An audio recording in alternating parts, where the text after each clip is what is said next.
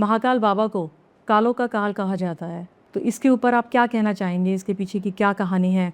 इस ज्योतिर्लिंग का नाम भी महाकालेश्वर है, तो इस पे आप क्या कहना चाहेंगे? ये ऐसा है, ये बाबा महाकाल है कि आकाशम ताड़कालिंगम पातालम हाटकेश्वरम मृत्युलोके महाकालम त्रयलिंगम नमोस्तुते। 3 लिंगों की प्रधानता माने जाते हैं। आकाशम ताड़कालिंगम, प्रथम आकाश में ताड़क नामक लिंग है जिसका देवता लोग पूजन करते हैं प्रतिदिन।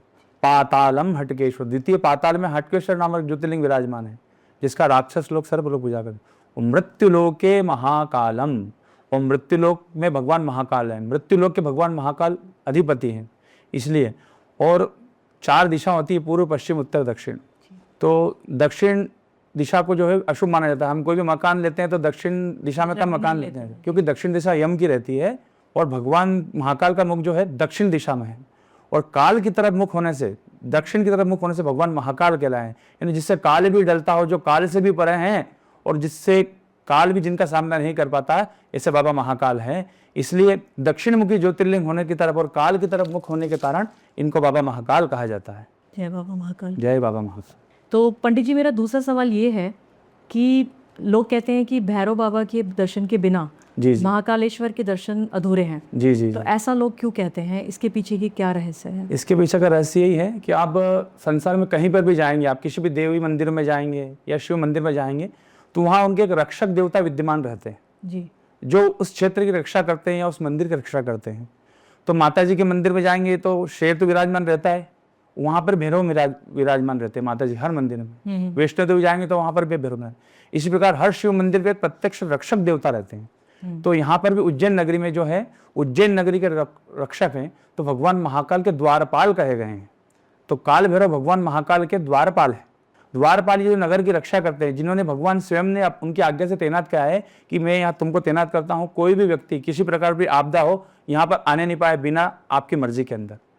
तो अगर राजा से मिलना है तो पहले द्वारपाल से मिलना पड़ता है, उसके बाद जाना पड़ता है। तो इसलिए भगवान महाकाल के दर्शन करते हैं तो उनके द्वारपाल जो हैं, उनके नगर सैनिक जो, उनके रक्षक जो हैं, उनसे भी मिलना पड़ता है।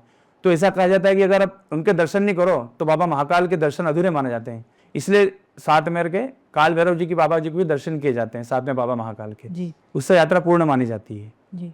तो पहले भैरव बाबा जी के दर्शन करने चाहिए कि पहले महाकालेश्वर के दर्शन करने चाहिए? जी, ऐसा करनी, पहले भगवान महाकाल के दर्शन करना चाहिए, बाबा के दर्शन करना चाहिए, फिर उनके द्वारपाल से दर्शन करना चाहिए।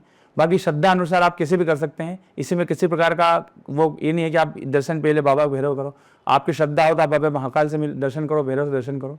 पर अगर आपके मन में श्रद्धा भक्ति है जी, तो आप दर्शन कर सकते हैं, वरना आप दर्शन करने से भी कोई मतलब नहीं है। किसी की भी दर्शन करो, बाबा महाकाल भी करो। अब श्रद्धा भक्ति से आप दर्शन नहीं किए तो आपको कोई उसका महत्व नहीं है जी जी। तो भैरव बाबा जी के मंदिर में मदिरा चढ़ाई जाती है जी, मदिरा चढ़ाई जाती है जी। तो ऐसा मानना है कि वो मदिरा गायब हो जाती है जी। बहुत सारे वैज्ञानिक आए हैं हमारे भारत विदेश के, जिन्होंने बहुत जानने की कोशिश करी कि ये मदिरा कहाँ जाती है, क्या होता है इसका, लेकिन कोई पता नहीं लगा पाया। तो इसके बारे में आप क्या कहना चाहेंगे हमारे दर्शकों से? जी, काल भैरव जैसे मैंने बताया भगवान के स्वयं भगवान का अवतार है भैरव बाबा, भगवान शिव का अवतार है।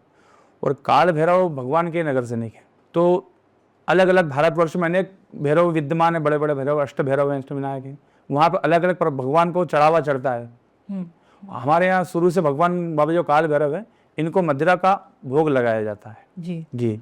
और मदिरा विशेष जो हमारे जो पुजारी जी रहते हैं, जहाँ पूजन करते हैं, वो एक चांदी की प्याली में उस मदिरा को डाल करके उस कुछ विशेष मंत्र का उच्चारण करते हैं।